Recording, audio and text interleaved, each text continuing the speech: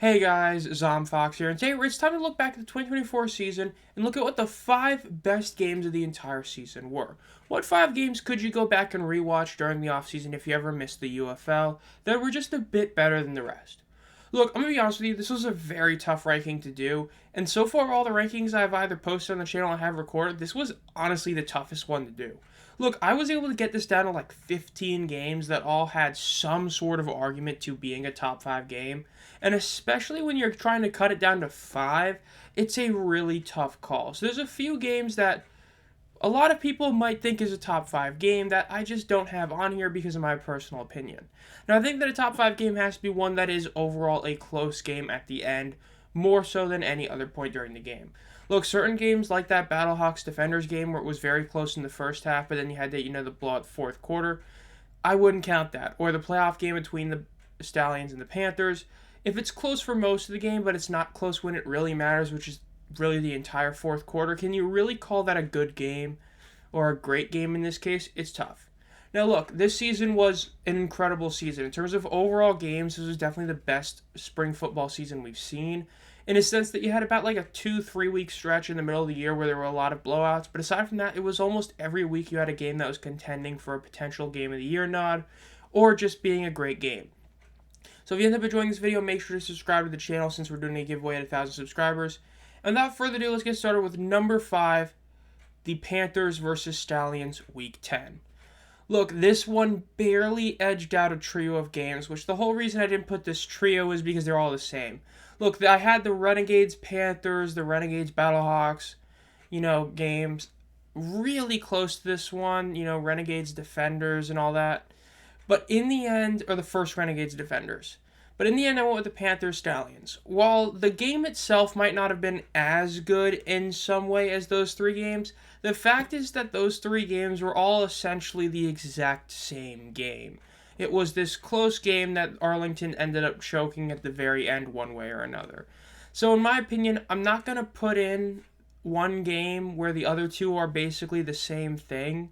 Whereas this one was something that, if this was the actual playoff game we got, we would have been really happy. Look, the whole reason the playoff game was such a disappointment was because this game actually was really good, despite it being a game that really didn't matter. As the only way it would have mattered is if Michigan won by like 20-something points to technically steal the 1 seed, which even then, they wouldn't have gotten a home field advantage. They would have just gotten, the home field, benefits, like picking if you kick off and all that. Overall, this was a very solid game. It was one of those games that was pretty much close throughout the entire thing. I know that in the second quarter, Michigan put up a decent amount of points. And overall, Michigan did put up more yardage. They were the better team for a lot of it. But Birmingham did what Birmingham always does. They were able to score 2 second-half TDs, whereas they were able to hold Michigan only a field goal. And while Michigan had a shot to kick a second game-winning field goal at the very end of the game, Jake Bates would end up missing the kick, which is a huge deal. The fact is, this was a very good game, all things considered. Penalty yardage, overall lack of turnovers. There wasn't a single turnover in the game. In fact, there was like just 1 fumble. It was a very, very solid game, and it was one of those that's a quintessential 2019 type of game. It's proof that you don't have to have a game be like, 36-32 for it to be a great game. This is a really solid and close game, and again, a lot of people would definitely agree that if this was the game that was in the playoffs instead of whatever the hell that third quarter playoff game was, a lot of people would have been really happy. So number 5 is going to be the Michigan-Birmingham Week 10 game. Now coming in number 4 is going to be the Roughnecks Stallions Week 8 game. Yes, the Stallions appear back-to-back games in this list, and I think this one shouldn't be a shock. Look, I said it before we were going into this game that this was one of those where Houston was going to play them tough, and they did.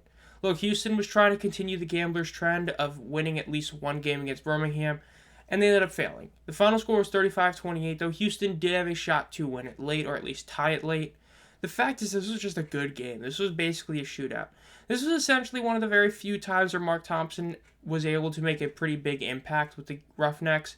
He had a couple pretty big runs in this game, and overall the Roughnecks QB strategy was in its early development, with Henderson getting playing time and all that.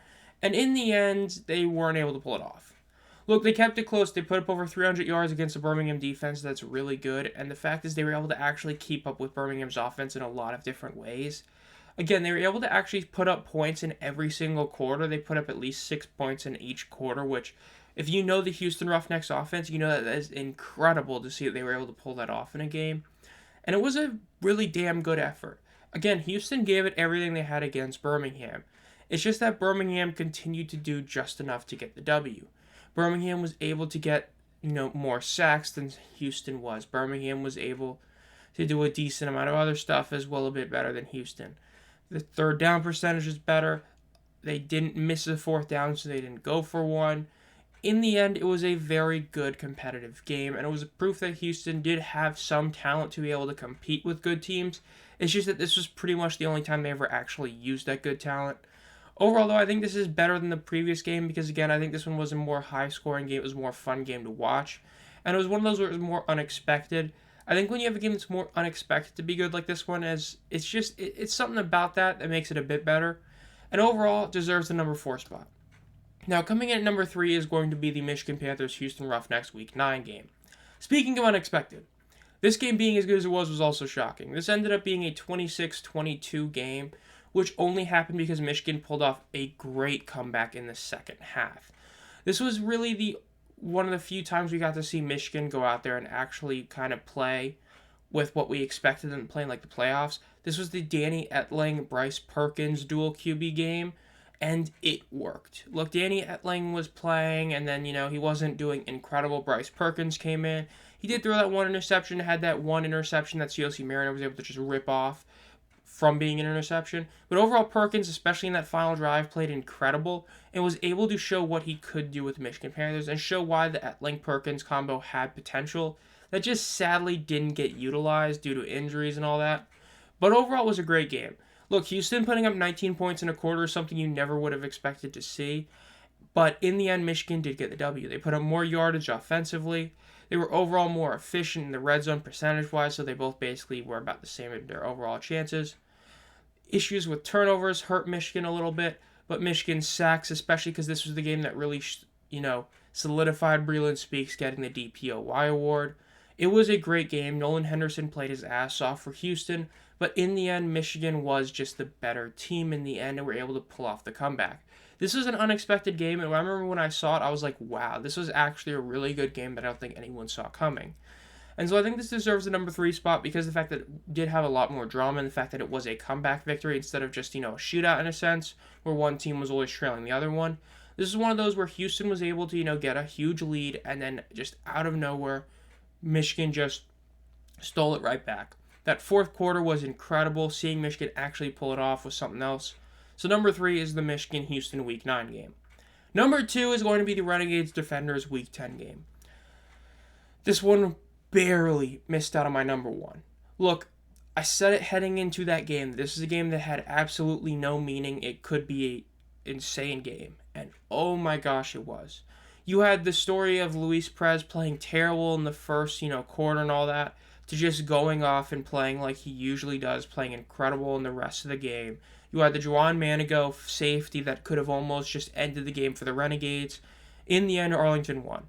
Look, the storyline of this being potentially the last Luis Perez versus Jordan Ta'amu game, and hell, maybe even the last game either of them playing spring football, was a huge deal. And this game, it was just great. I mean, it ended 32-31, was a true traditional shootout.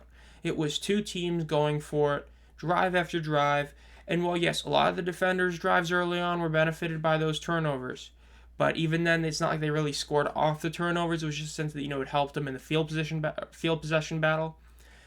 It was just something else. This was Luis Perez versus Jordan Ta'amu. There was no Lindsey Scott due to him being injured in this game, so it was a true 1v1 duel, and in the end, the better QB won the duel. Both teams were 50-50 in the red zone, but one of them got there more than the other one.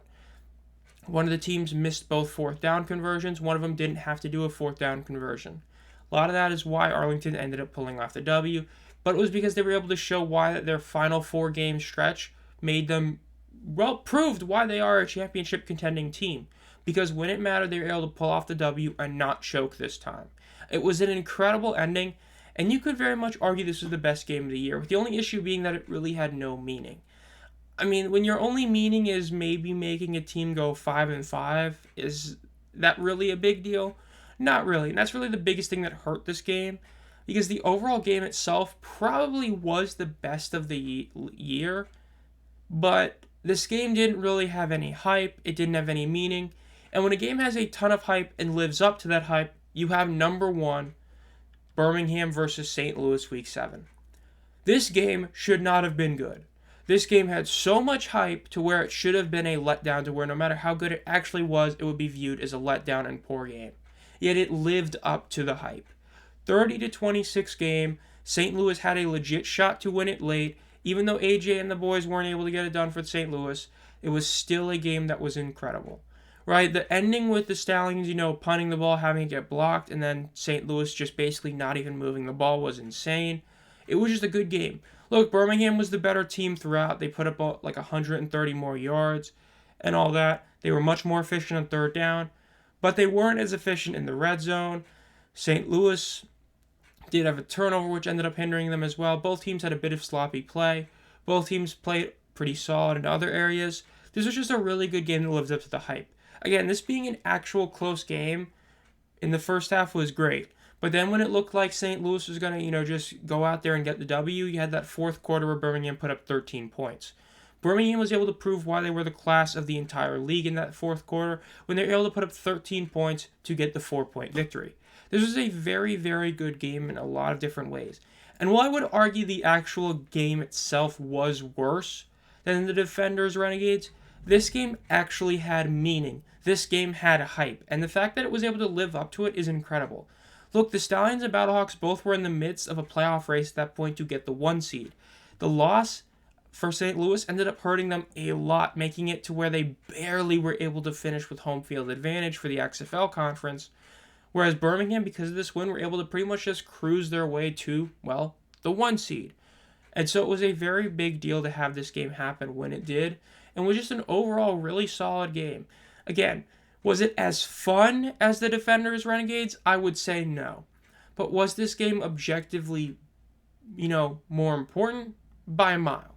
And I think that's something that has to factor in here. This was a game that had hype. To live up to the hype that it had was incredible.